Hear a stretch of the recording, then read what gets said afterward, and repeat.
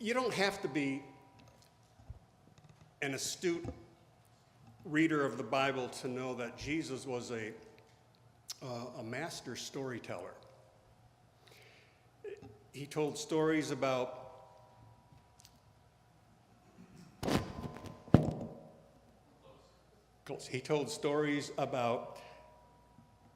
a good shepherd who tends to sheep. He told stories about an uppity son who sowed wild oats in far-off places and wasted his inheritance only to come home to a party in his honor. Jesus told stories, really good stories. I would say, with one exception, the story you heard read this morning. I don't get it. And I'm figuring, if I don't get it, do all of you get it and I don't get it? I realize I'm not the brightest bulb in the chandelier.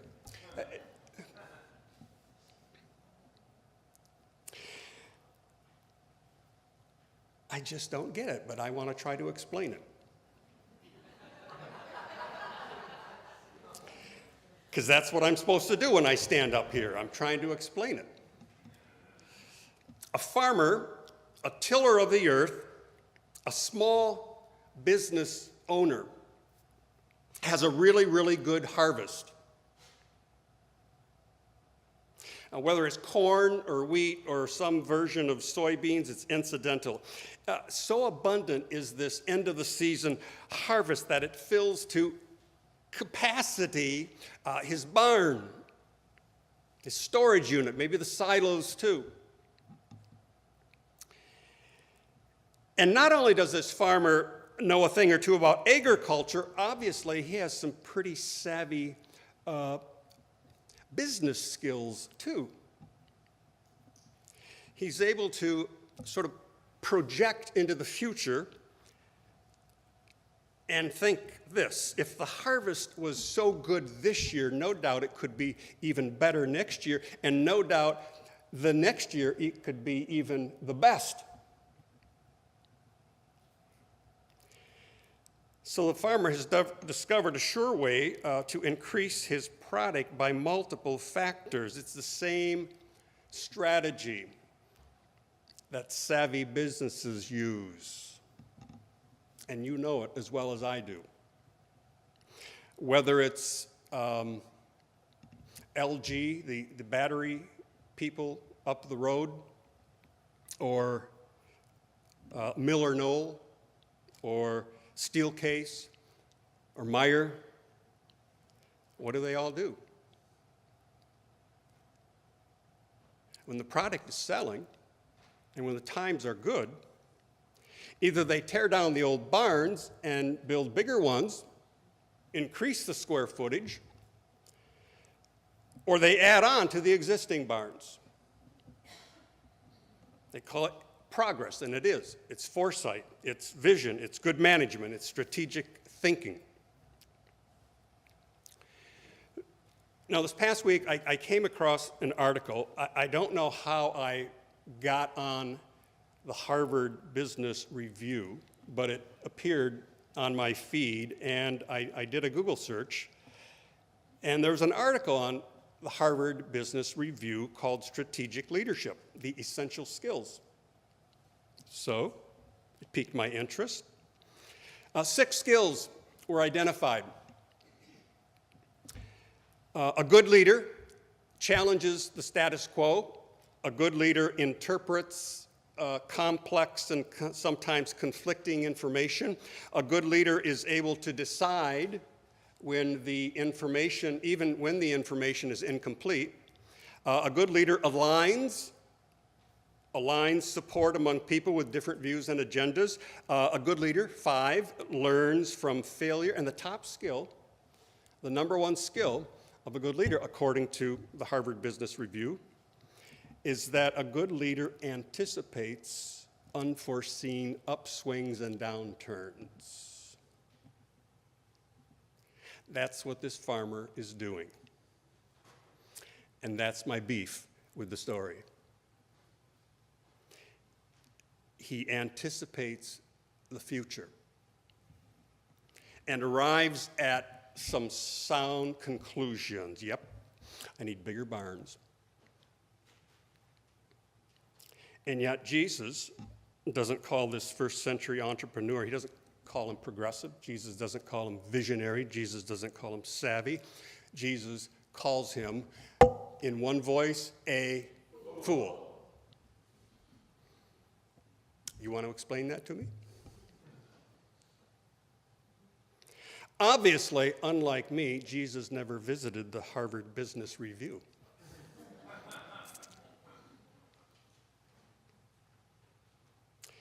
Okay, let me try a little different tactic and try this on for size. You moved from somewhere to here. Am I accurate? Okay. You moved to Saugatuck or Douglas or Fenville or Glen or South Haven or Laketown Township or places closer to Holland, maybe even close to Grand Rapids. You bought a house, maybe a condo. It needed work, some work or lots of work. You hired a contractor, maybe even talked to Jeff here in the front row. You added a bedroom or two. You tore out the 1940s kitchen. You did some serious electrical upgrade. You ripped out. Is this bringing back bad memories for some of you, by the way? You ripped out the lead pipes, the water pipes. You added central air. Maybe you built a 2-stall garage or at least a 1-stall garage. Nobody has 1-stall garage. You had at least a stall and a half, I'm sure. Over the years, the house, doubles in values, triples in values, quadruples in value. And finally, the day comes when you can sit on your front porch, have that nice cool drink in your hand or a cup of coffee simmering, and you say to yourself, or maybe you say it aloud, holy moly, this is the real deal. And without realizing it, you say the same words of the farmer in the story, quoting, now I can take it easy. Now I can eat and drink. I'm enjoying the good life. I think I'll invite the pastors over. Yeah. Just like the farmer in the story did. And we'll always accept your invitation. Yeah. Does Jesus call you a fool too? Let that sit with you for a moment. Does Jesus call us fools too?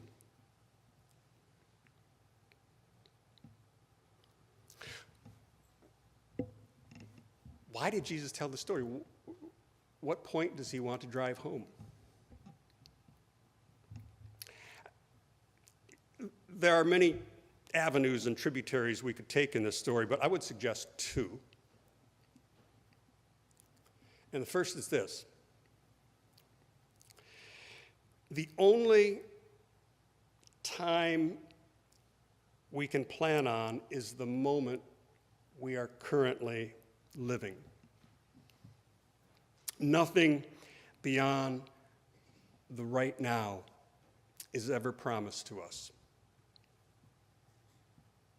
So if there's something in your life and something in my life that needs to be addressed, that needs to be corrected, amended, cleansed, explored, dissected, excised, tossed out, dealt with, invited in, reformed, rehabilitated, don't waste any more time. Don't wait for a future moment.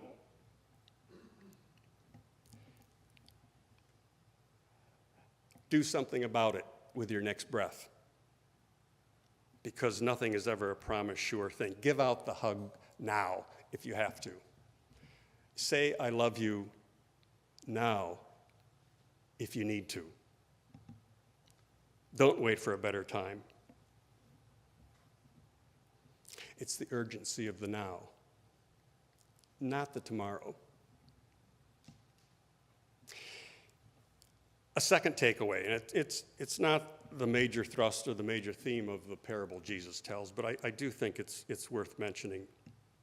Your life and my life are never solo acts.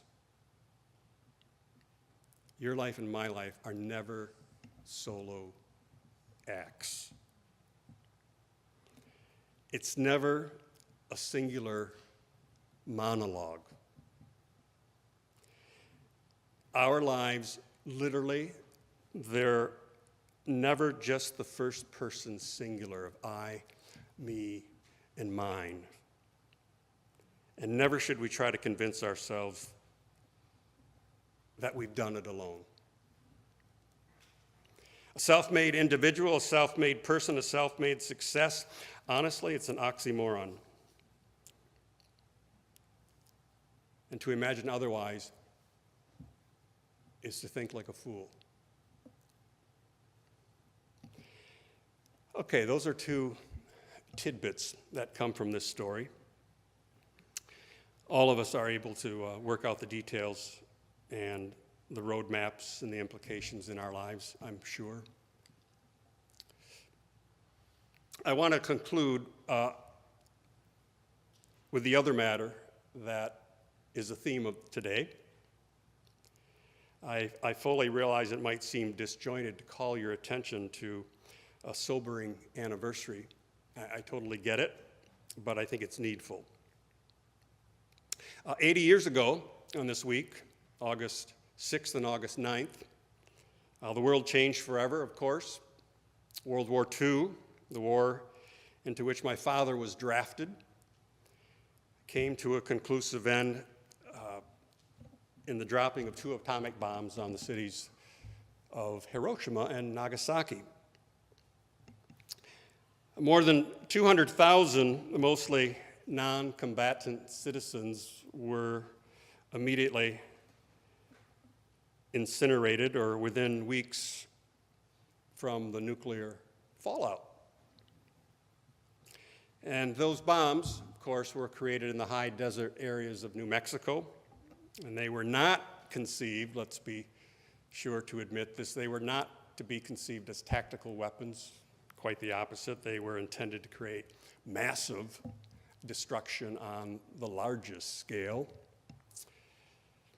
And when the morning cloud cover separated, made visible for the pilots over the city of Nagasaki on the morning of August 9th, the U.S. pilots were able to identify quite clearly and with pinpoint accuracy two tall church spires.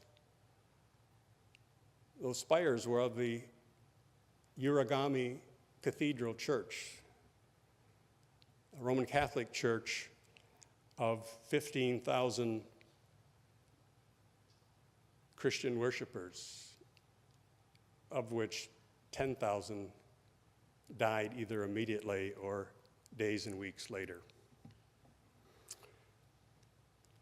Many experts claim that dropping those bombs saved American lives. You bet it did.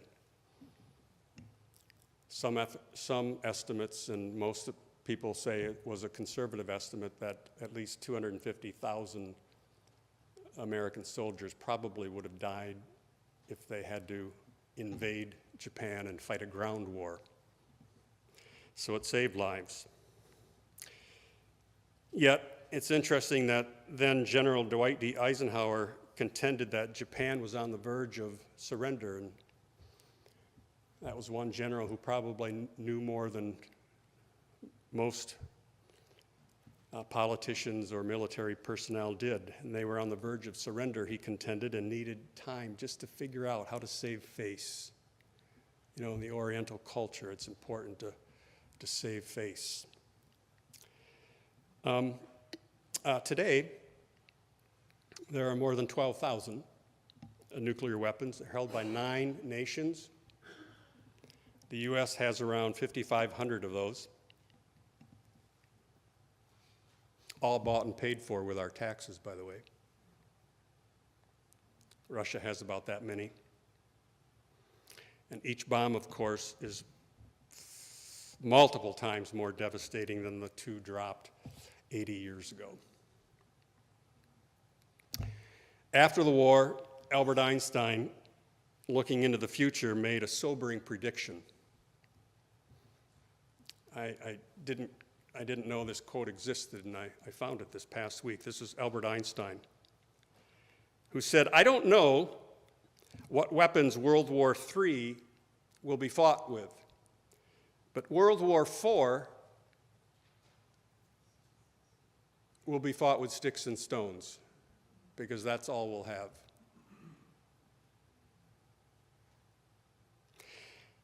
In the story Jesus told, he called the rich man a fool. And regarding the arms race and what we on this planet, if necessary, seem willing to drop on each other, I wonder if Jesus would call us fools as well.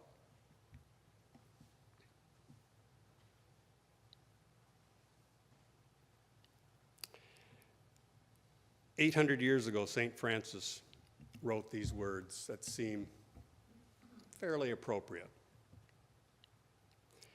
Praise brother sun, who brings us each new day. Praise sister moon, beauty bright and fair. Praise brother wind for air, clouds, and skies. Praise for sister water, humble, helpful, precious, pure. Praise for brother fire, who purifies and enlightens. Praise for Mother Earth, abundant and sustaining. She feeds us bread and fruit and gives us flowers. Praise my God for the gift of life, for changing dusk and dawn, for touch and scent